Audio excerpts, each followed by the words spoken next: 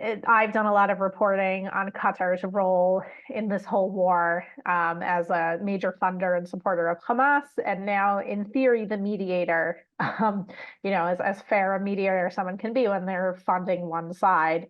And just before we started this call, Qatar said that Hamas told them that it is now distributing medication to the hostages. Now, notably, this happened a few days after IDF soldiers found the medicines labeled with people's names on it, with hostages' names on it, that had not been delivered to them.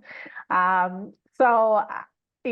personally don't believe it at all. I mean, it just sounds like, ridiculous. But in terms of like what Qatar is doing in these mediations, I guess, do you think that they are pushing Hamas in any way to try to release the hostages?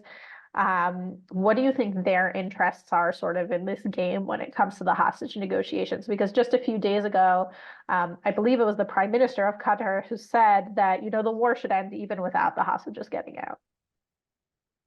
Yeah, so I'm pretty public on this from early on, post October 7th. People want to look up Wall Street Journal op-ed October 31st, ultimatum for Qatar. Um, and it was my belief, and I think others see this way as well, that the Qataris are loyal allies of Hamas. This is an ideological ally. They have supported Hamas long before they took in the Politburo into Doha, Qatar back in 2012. Their narrative out of Qatar today is we're only doing what the U.S. and Israel asked us to do. Hamas was put here in Doha at U.S. requests under the Obama administration, and then Netanyahu even came to us and said, "Can you pour more money into Gaza to help prop up this government?" And we're just going along with what we've been asked to do. And you tell us there's new policy, we'll do it. But we do have the relationship now, so we should use it, right? I mean, don't tell us to stop supporting Hamas if you need to get the hostages out. We'll be with you. We'll help you.